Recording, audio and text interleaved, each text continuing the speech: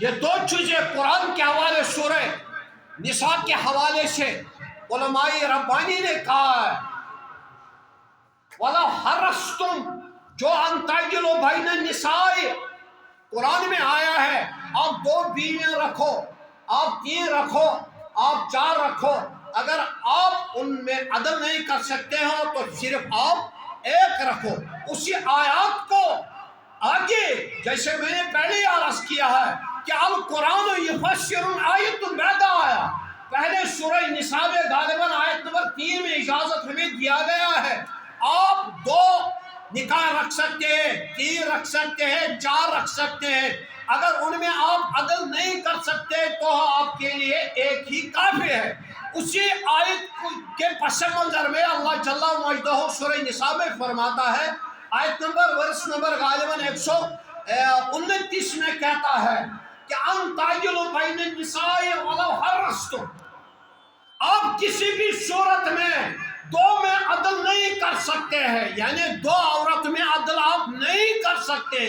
اس لیے آپ کے لیے بہتر ہے آپ 1 ہی نکاح کر لو، آپ 1 ہی نکاح کر لو۔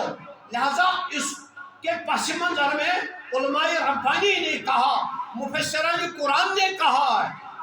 کہ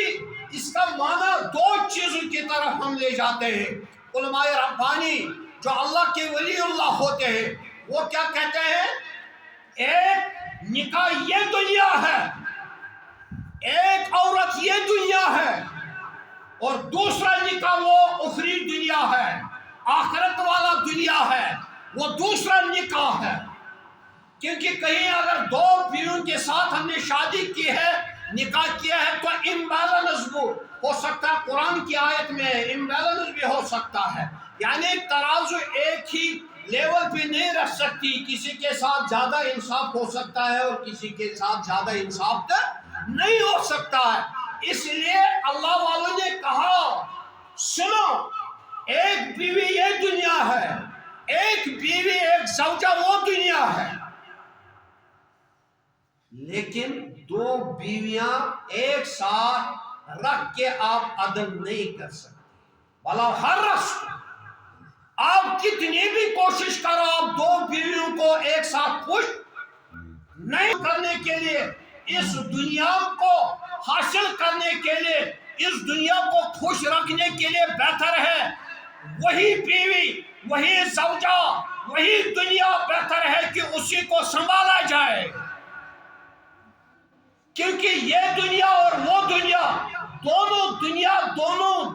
گھر والیاں، دونوں زوجہ، ہم ان کے ساتھ ہم عدل نہیں کر سکتے، لہذا بہتر ہے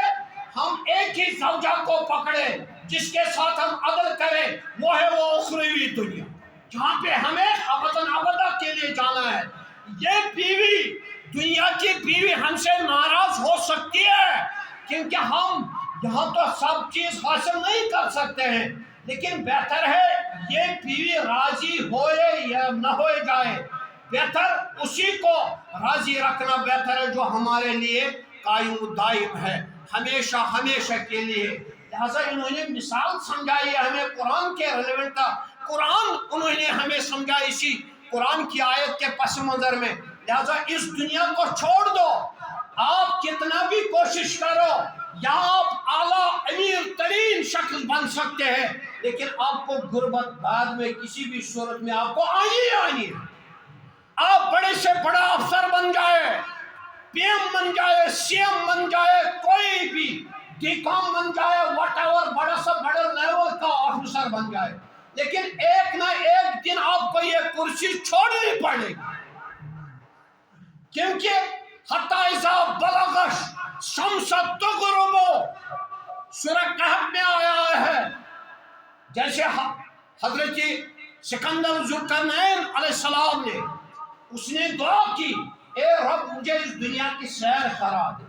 پھر کہاں تک سیر کرائے، کسی کو ایسی سیر حضور صلی اللہ علیہ وسلم کے بغیر نہیں کرایا گیا، پھر اس کو سیر کہاں سے کہاں تک کرایا گیا۔ البرٹ آئنسٹائن جس کا دماغ مرنے کے بعد انگریز لوگوں نے اس کو ریزرو رکھا ہے، اس دماغ کو جس کو ہم مغز کہتے ہیں، مرنے کے بعد اس کو نکال دیا، اب ریزرو رکھا ہے۔ البرٹ آئنسٹائن کا دماغ کیسا تھا جس نے اتنے چیزیں ہمارے سامنے